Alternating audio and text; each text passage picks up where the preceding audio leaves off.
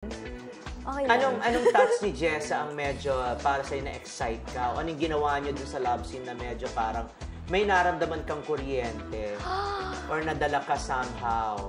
Kahit ano lang, kahit blink lang of the eye or seconds lang. Yung ano po, yung parang yung orgy namin na na andun ako, pati yung tutor ko, siya, pati yung partner niya, pati si Ces. So, 5 kami sa isang frame. Tapos, parang ang nakakapagod, ang hirap ng mga ginagawa namin. Pero nung yun, parang nag-kiss kami, ganyan. So, parang, parang sabi ko, okay, parang, Hinayaan mong hawakan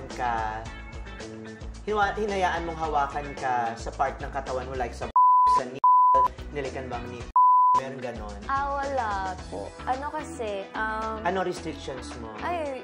lang po, sa restrictions ko, ayoko po kasi parang sinasak ako eh. Sinasak yung nips mo? Oo. Okay lang siguro, like, touchy-touchy, ganyan. Pero yung ganon. Yung halikan yung nips mo, okay lang? Okay lang naman po, smack ganon. Smack lang. Pero dito hindi ginawa ni Jess or ni Ces o ni Chester o nung isa pang guy. Wala po, wala. Wala. Pero very, yung mga love scenes namin, very bakbakan talaga yung mga love scenes namin, guys. Kaya panoorin nyo talaga ng maigi yung mga love scene. Wag nyo i-skip to. Alright. Naku, nakakaloka. Pero